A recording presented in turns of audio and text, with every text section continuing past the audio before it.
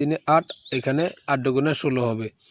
এরপরে হচ্ছে 12, খেয়াল করো এখানে হচ্ছে 12। তো এখানে কোন ঘরে 12? 50-এর ঘরে। তাহলে আমরা 50-এর ঘরে চলে যাচ্ছি। 50-এর ঘরে আমাদের 12 ঠিকই আছে।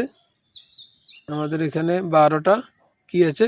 ঠিকই আছে। এখানে একটু এটা এই অংশটা ভুল হয়েছে, তোমরা আশা করি ক্ষমা সুন্দর দৃষ্টিতে দেখবে।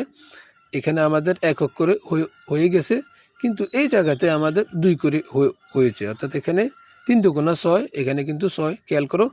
তো এই কারণে আমরা এভাবে করে করে অঙ্কগুলো করে নেব। এরপর হচ্ছে 55 ঘর, যেটা সেটা কিন্তু আমরা প্রথম দিকে আমরা আমাদের এক এককটা আমরা এটা আমরা এক এককটা স্থাপন করতে পারিনি, আর বাকিগুলো এক একক হবে।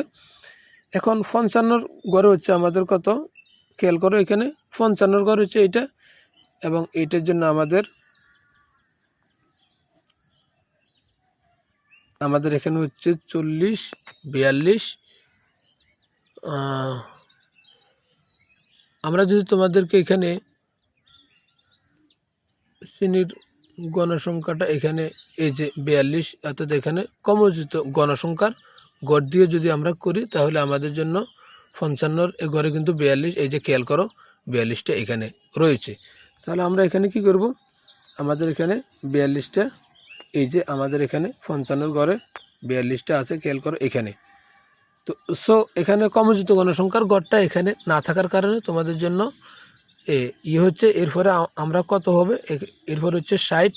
60-এর ঘরে খেয়াল করো, 60-এর ঘরে কত? আমাদের 60-এর ঘরে হচ্ছে, আমি আবারও চলে যাচ্ছি 60।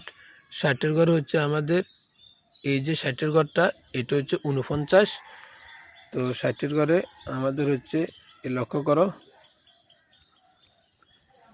60-এর ঘর হচ্ছে এইটা হচ্ছে আমার 60-এর ঘর, এবং 60-এর ঘর হচ্ছে যে 50-এর নিচে 1 কম 49। এরপরে হচ্ছে 65-র ঘর। 65-র ঘরে লক্ষ্য করো, 65-র ঘরে এই যে এটা 65-র ঘর। 65-র ঘরে হচ্ছে আমাদের 55। আমরা যদি এখন 65-র ঘরে চলে যাই, এটা হচ্ছে আমাদের 65-র ঘর, এবং এইটা হচ্ছে আমাদের 55। লক্ষ্য করো 65-র ঘর, এটা হচ্ছে আমাদের 55। এরপরে সর্বশেষ যে ঘরটা হলো সেটা হলো 70-এর ঘর, এবং সেই 70-এর ঘরে আমাদের এখানে 60-এ অবস্থিত। তো আমাদের অঙ্কগুলো কেমন লাগছে? যদি ভালো লাগে তবে তোমরা অবশ্যই আমাদের সাথে থাকবে এবং ভুল ত্রুটিগুলো ক্ষমা সুন্দর দৃষ্টিতে দেখবে। ধন্যবাদ, টাটা।